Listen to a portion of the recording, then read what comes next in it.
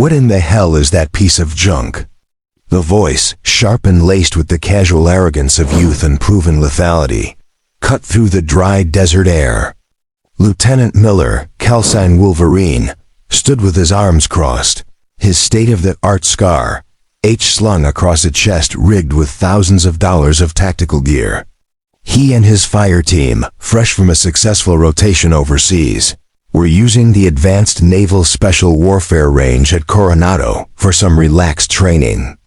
The object of his derision was an old man, weathered and worn as the cracked leather of his boots, who was carefully unzipping a tattered canvas rifle bag. The man's clothes were clean but faded, the kind of functional, anonymous attire that made him blend into any background or disappear completely. Miller's team, all sculpted from the same mold of supreme physical confidence, snickered behind him. They saw a charity case, some old vet invited for a community outreach day, a relic to be tolerated before they could get back to the serious business of honing their deadly craft. The old man didn't flinch. He continued his task with a slow, deliberate grace that seemed to exist in its own pocket of time, impervious to the condescending stares. He finally drew the rifle from its case, and the SEAL's amusement deepened into open mockery. It was a monstrosity, a bastardized chimera of wood and steel. The stock was a dark, scarred walnut, but it bore a prominent crack near the grip, crudely wrapped in what looked like black electrical tape. The barrel was long and heavy, but the scope mounted on top was an ancient-looking thing with a patina of wear on its adjustment knobs. It looked like something a backwoods poacher would cobble together, not a weapon to be seen on the most advanced firing range in the world. "Seriously, Grandpa, did you pull that out of a museum?" Another SEAL chimed in. "Or maybe a dumpster." The old man laid the rifle on the shooting bench with a surgeon's care. His hands, gnarled with arthritis and decorated with faded, almost invisible tattoos, moved with an unshakable steadiness. He didn't look at them. He simply ran a soft cloth along the barrel, his touch gentle, reverent. "She's seen better days," he said, his voice a low, gravelly murmur, like stones rolling in a slow river. "But she still works." Miller scoffed, stepping forward to loom over the old man's station. The physical contrast was stark. Miller, a bull of a man in his late 20s, bristling with muscle and modern warfare technology. And the old man, stooped and thin, seemingly fragile as a dry leaf. Works for what? Scaring pigeons. "Look, old-timer. This is a Tier 1 facility. We're practicing shots here you wouldn't even see in your dreams. Why don't you take your thing over to the public range? They have shorter lanes, more your speed." The disrespect was a physical thing, a palpable wave of dismissiveness. The other SEALs chuckled, their laughter echoing the sentiment. They were the tip of the spear, the inheritors of a legendary tradition, and they saw this man as an affront, a ghost of a forgotten, less effective era. The old man finally lifted his head, and for the first time his eyes met Miller's. They were pale blue, startlingly clear and deep, and for a fleeting second, Miller felt an unnerving sensation, as if he were being weighed, measured, and found wanting. There was no anger in that gaze, only a profound, ancient weariness. "I was invited," the old man said softly, his voice carrying no hint of defensive pride.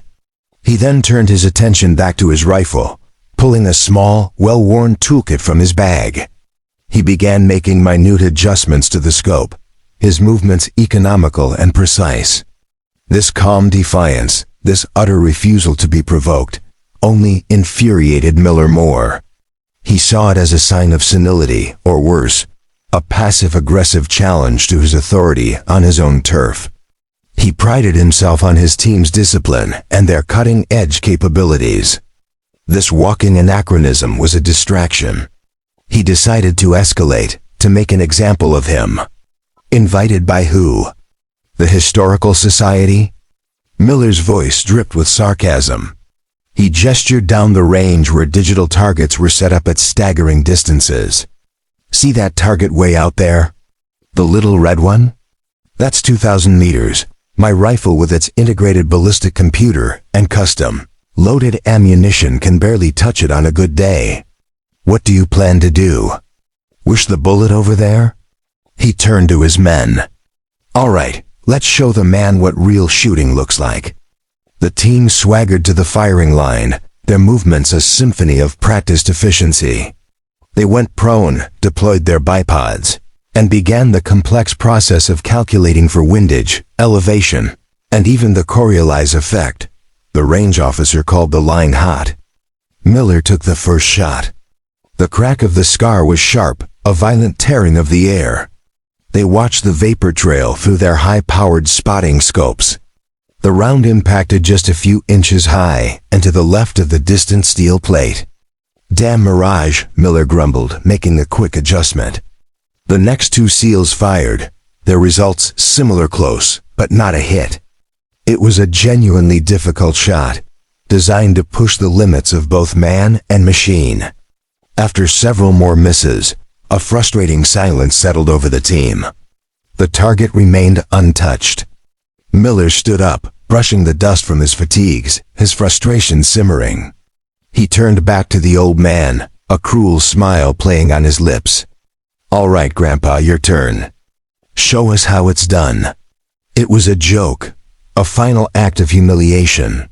The entire team turned to watch, expecting the old man to either refuse or fire a round that would fall harmlessly into the dirt 1,000 meters short. The old man said nothing. He simply picked up his rifle, its weight seeming to settle into his shoulder as if it were a part of him. He didn't go prone. He didn't use a bipod. He simply leaned against the frame of the shooting station, his body a surprisingly stable tripod. He squinted, not at the target, but at the heat haze rising from the desert floor. He plucked a single frayed piece of yarn from his pocket and let it dangle from his finger, watching its subtle dance in the breeze. The SEALs snickered, filming with their phones. This was going to be hilarious. The old man took a deep, slow breath. His entire being seemed to shrink to focus down the length of that ancient barrel. The world around him, the mocking laughter, the shimmering heat, the weight of a long and difficult life, all of it faded away until there was only him, the rifle, and a whisper of wind. Just as his finger began to tighten on the trigger, the crunch of tires on gravel announced a new arrival. A black SUV with government plates rolled to a stop behind the firing line. The door opened, and a man stepped out who commanded immediate, absolute silence. He was tall and ramrod straight, his uniform crisp and adorned with the 2 stars of a rear admiral. His face was a mask of authority carved from years of command. It was Rear Admiral Thompson, commander of Naval Special Warfare Command. Miller and his team snapped to attention, their faces flushing. Getting caught goofing off by the head of NSW was a career-ending mistake. At ease, the Admiral said, his voice a low growl. He started to stride toward Miller, his eyes narrowed, clearly preparing to deliver a legendary dressing down. Lieutenant, what in the Sam Hill do you think you're? His voice trailed off. His forward momentum ceased. His gaze had drifted past the line of shame-faced SEALs and landed on the old man, on the rifle. The Admiral froze. His face, a moment before a thundercloud of anger, went slack with utter disbelief. His eyes widened, and a strange, almost fearful reverence washed over his features. He took a slow, hesitant step forward, then another, his focus entirely on the weapon in the old man's hands. Miller and his team watched, utterly bewildered by the sudden shift. The Admiral was ignoring them, ignoring everything, his attention captivated by the old man and his piece of junk. Thompson walked right up to the shooting bench, his movement slow, as if approaching a sacred artifact. He didn't speak to the old man at first. He just stared at the rifle, his eyes tracing the scarred stock, the worn barrel, the crude-looking tape. His lips moved, but no sound came out. Finally, he looked at the old man. His voice, when it came, was barely a whisper, stripped of all authority and filled with a profound, trembling awe. "My God," he breathed. Is that Ghost?" The old man slowly lowered the rifle and turned to face him, a faint, sad smile touching his lips. He nodded once. "It's been a while, Admiral." The name meant nothing to Miller or his team. It sounded like a nickname for a beat-up piece of equipment. Miller, trying to regain some composure and explain the situation, stepped forward. "Sir, this man was just quiet," Lieutenant Thompson snapped, not even glancing at him. His eyes never left the rifle. He reached out a hand, but stopped short of touching it as if it were white-hot. "I haven't seen this rifle in 30 years. I thought it was a myth. I thought it was buried with him." He finally looked at the old man, truly looked at him, and a dawning, shocking recognition flooded his face. "Elias, Master Chief Elias Vance, is that you?" Elias Vance nodded again. "Just Eli now, sir."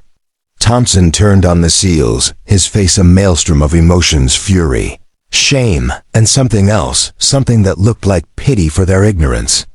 "Do you have any idea who this is?" he demanded, his voice shaking with restrained power. "Do you know what this rifle is?" Miller, confused and intimidated, finally spoke. "Sir, with all due respect, it's a broken-down rifle." "And this man?" "We thought he was a homeless vet."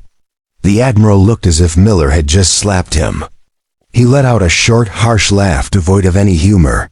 "Homeless? Lieutenant, you are standing in the presence of living history. This man is a founding member of the community you claim to represent. He was operating behind enemy lines when your father was still in diapers. This is Master Chief Petty Officer Elias Vance. He was MEAZ. He was one of the first men to ever wear the trident.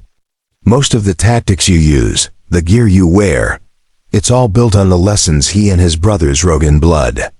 The SEALs stood frozen, the words hitting them like physical blows. The weight of their arrogance, their casual cruelty began to crush them. They looked at Eli, at his faded clothes and quiet demeanor, and tried to reconcile it with the legend the Admiral was describing. Thompson pointed a trembling finger at the rifle. "And this," he said, his voice dropping to a reverent hush, "is not a piece of junk. This is Ghost. It's a custom-built M21, so heavily modified it's a category all its own. That crack in the stock? It's a bespoke ergonomic grip Vance carved himself in the jungles of Vietnam to fit his hand perfectly. That electrical tape? It's a specialized non-reflective ballistic wrap that also dampens vibration. That old scope, it has custom ground lenses that are still clearer than half the digital junk you use today. There is only one of these in the world." The Admiral took a deep breath, preparing to deliver the final devastating piece of the puzzle. He looked out toward the horizon as if seeing a ghost from his past. In the mountains of Afghanistan during the early days, a high-value target, a warlord surrounded by a small army, was holed up in a cave system. We couldn't get a drone in, and an assault team was out of the question. The target was visible for only a few seconds at a time through a narrow gap in the rocks. The distance was impossible. The official estimate was over 5,500 meters. He paused, letting the number hang in the air. 5,500 meters, over 3 miles. It was a ludicrous mythical distance for a rifle shot. The command element said it couldn't be done. It defied physics. But someone remembered a story, a legend from the old days. They found a quiet man living in a small cabin in Montana. They found Eli. They flew him and this rifle. Thompson looked at Eli. From a vibrating helicopter platform in a 30-knot crosswind, Master Chief Vance took one shot. The spotter, using the most powerful optics we had, lost the vapor trail after 3,000 meters. He had no idea where the bullet went. For 10 seconds, there was silence. And then the warlord's guards started scrambling. The target was gone, neutralized. A 5,600-meter shot. It's a story we tell to recruits to remind them that there are forces in this world beyond their understanding. It's a ghost story. And this, he said, gesturing to Eli, is the ghost. A profound, crushing silence descended upon the range. The desert wind seemed to hold its breath. Miller felt the blood drain from his face. He looked at Eli, this quiet, unassuming old man, and saw him for the first time, a titan hidden in plain sight. He and his men hadn't just been disrespectful. They had committed sacrilege. In that moment of heavy silence, Eli Vance raised the rifle again. He settled it into his shoulder, the custom grip fitting his hand like it was grown there. He took that same slow breath. He didn't seem to be aiming at the 2,000-meter target anymore. He was looking through it, through time itself. The crack of the rifle when it came was not the violent blast of the SEALs' modern weapons. It was a deeper, more resonant boom, the sound of history speaking. For a long, stretched-out moment, there was only the whistle of the wind. Then, faint and clear, a single pure ping echoed back from the distant steel. A perfect center hit. Eli lowered the rifle and began to pack it away with the same unhurried care he had started with.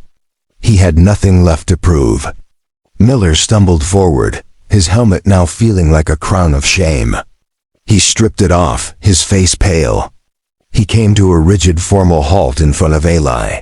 "Master Chief," his voice cracked, thick with emotion. "Master Chief Vance, there are no words. My disrespect was unforgivable. I am deeply, profoundly sorry." One by one, the other SEALs stepped up, removing their own helmets, their faces etched with a humility they had never known. They offered their own apologies, their voices low and sincere. This was not the fear of the Admiral's wrath. This was the genuine, soul-shaking shame of men who had desecrated something holy. Eli finished zipping his rifle bag. He looked up at the young lieutenant, his pale blue eyes holding no malice, only a deep abiding sorrow. "The uniform changes," he said, his quiet voice cutting through their apologies. "The technology gets better, but the respect, that has to be constant. You don't earn it with the trident on your chest. You earn it with the dignity you show to everyone, whether they wear a uniform or not." The Admiral stepped in, placing a hand on Eli's shoulder. "Eli wasn't here for a community day, Lieutenant. He's not homeless. He lives a quiet life because he's earned it. I invited him here to consult on our new extreme long-range marksmanship program. I wanted him to evaluate our shooters to see if any of you had what it takes." The final crushing irony landed on Miller. They weren't just mocking a veteran. They were failing a test they didn't even know they were taking. Miller swallowed hard, his career flashing before his eyes. But it wasn't his career he cared about in that moment. It was the chance to learn, to atone. "Master Chief," he began, his voice barely a whisper. Would you teach us, please?" Eli Vance looked at the young faces before him. He saw their broken arrogance, their shame, and beneath it, a flicker of genuine desire. He saw not the boys who had mocked him, but the men they could become. He gave a slow, tired nod. "First lesson," he said, gesturing to their high-tech rifles. "You're all looking at the target, but you're not seeing the space in between. That's where the shot lives." The sun beat down on the Coronado Range as the old master began to teach the new generation not just how to shoot, but how to